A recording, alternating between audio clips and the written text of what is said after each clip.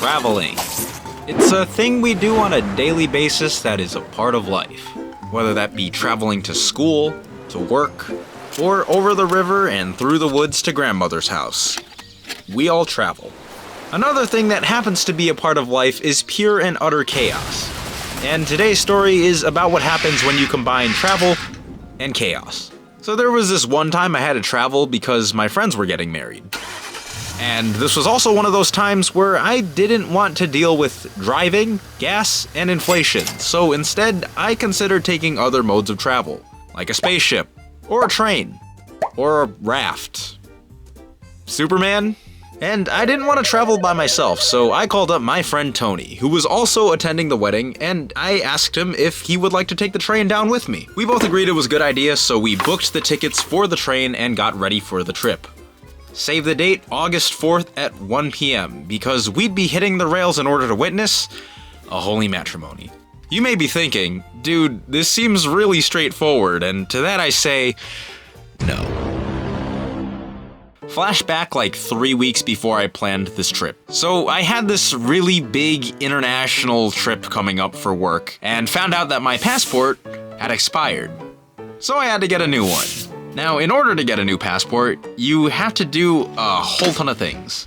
You need a photo of yourself, a bunch of information and forms that you need to fill out. You also need to fork up some cash as well. And after you've gathered all the ingredients, you then need to schedule an appointment with the government to submit your application to get a new passport. Here's the thing though, trying to schedule an appointment to submit your passport application was harder than separating two 2x4 plates. Like imagine you just clip your fingernails and you have these two plates, can't find your brick separator, and then the whole tempting thought comes of, can I use my teeth? Will this damage the piece? Is the dental insurance worth it? Anyways, I was able to schedule an appointment 3 weeks out, but I completely forgot that I had scheduled it. So, the appointment landed on the same day as when Tony and I would be departing for another state on the train. So, August 4th, 11 a.m., passport appointment. Now I'm looking at a big day with two very important and close deadlines.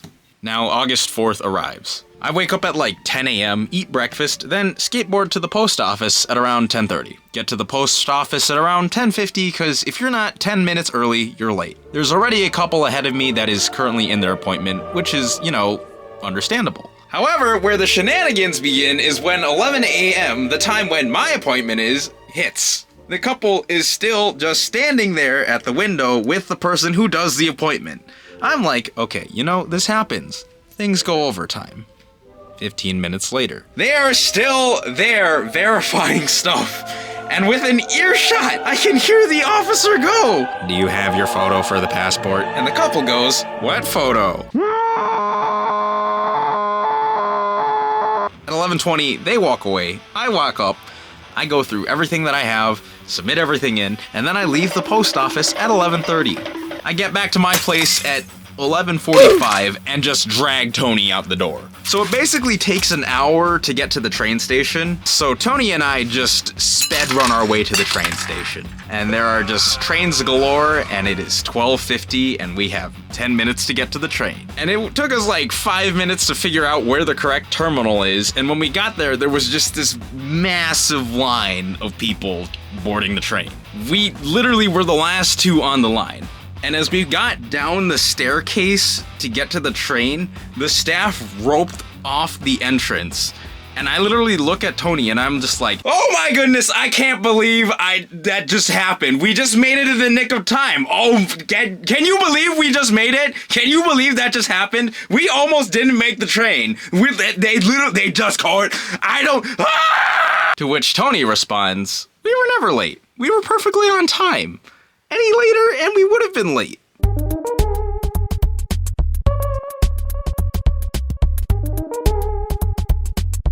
We board the train and you'd think that the story would be over, but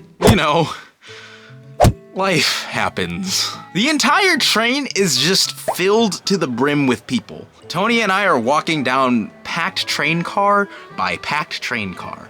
It took even longer to move through these cars because everybody kept placing their luggage in those overhead areas, so they were just standing there.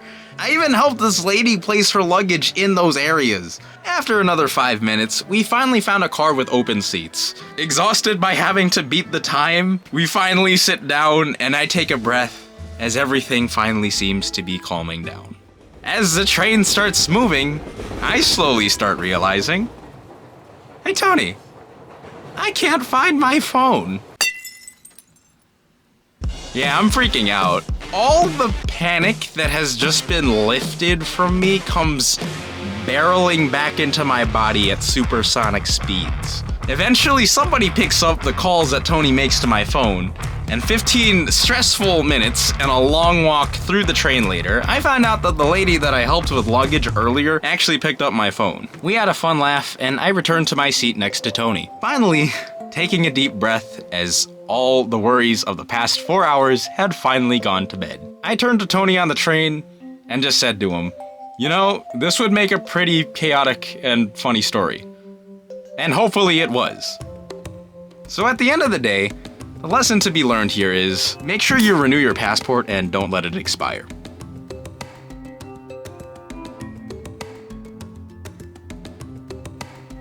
In all seriousness though, do a good deed and it'll come back to benefit you. Alright, bye.